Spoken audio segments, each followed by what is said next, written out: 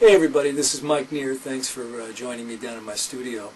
You just listened to a piece by Jerry Byrd called Slippery Elm, and it's a really cool piece to play. I decided to make a little video of it because I thought it could be really useful to some of you. Maybe you could pick up some interesting tricks and things like that that Jerry used in this tune. But one of the other things that I wanted to demonstrate in this song was the power of doing transcriptions and using your ear to try to learn the pieces rather than to rely on tablature. I spent, not all that much time with the tune, but there were a couple things that jumped out at me and sort of when it came to that section where there's the little diminished part. It's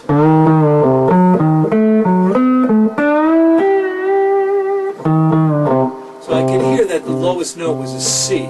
So I knew that we had a C there. But later on in the tune, at the very end of the tune, Jerry played these two chords, which went like this.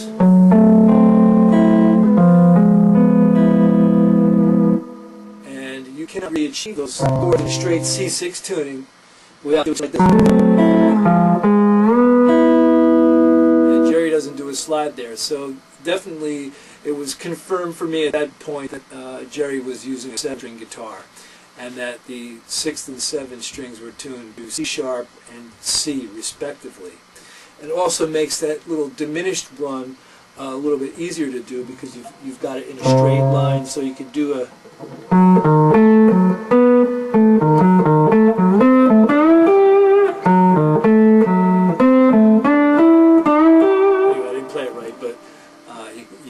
saying there. But once I had that figured out, there really isn't any other spot in the tune where you can hear that except maybe when Jerry is sort of comping behind Hank Garland as he takes a great little solo. But one of the other really cool things about the tune is the techniques that Jerry uses, one of them being the hammer-ons.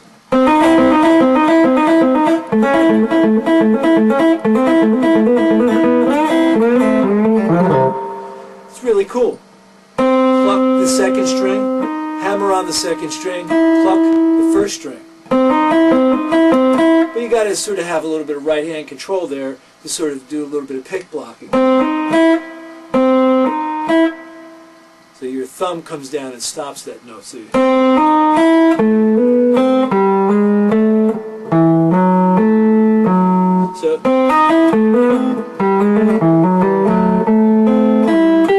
that's the intro to the tune.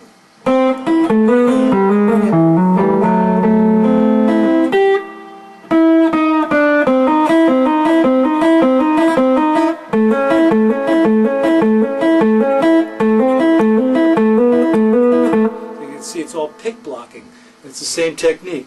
Stroke with the thumb, hammer, pluck with the third finger.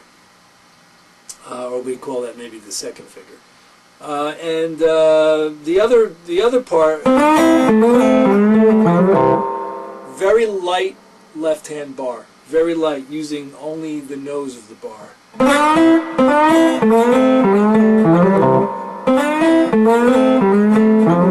Sort of brushing along the string, just to achieve that desired slippery sound that I think he was going for.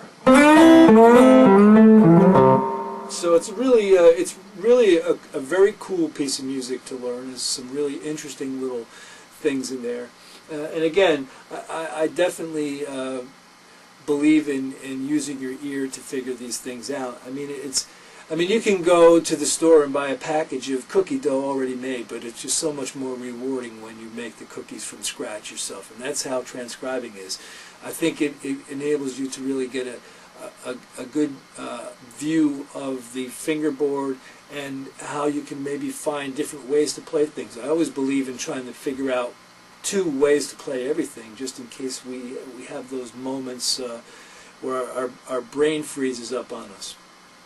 So you know, really, as much as you can, use your ears, and when it comes to the tunings, you know, listen for things like open strings or strums or harmonics, because that's how you can really decipher which tuning a player is using. Jerry Byrd is famous for using a C6 A7 tuning, of course, but he did use lots of others. So never take anything for granted. What else with this tune? Basically, that's it, you know.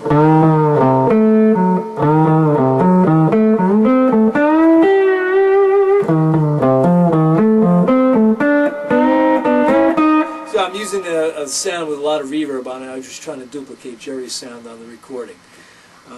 But anyway, I appreciate you joining me for this little clip, and I hope you find it useful in some way. And if you're in the New York, New Jersey area and you're interested in some lessons, feel free to email me at mike@mikeneer.com. Also, I could do a little private video for you, maybe, if you have something in mind that you'd like to learn, or just maybe go over some of the finer points of steel guitar playing. I'd be happy to address that with you. So again, thanks for joining me. Take care.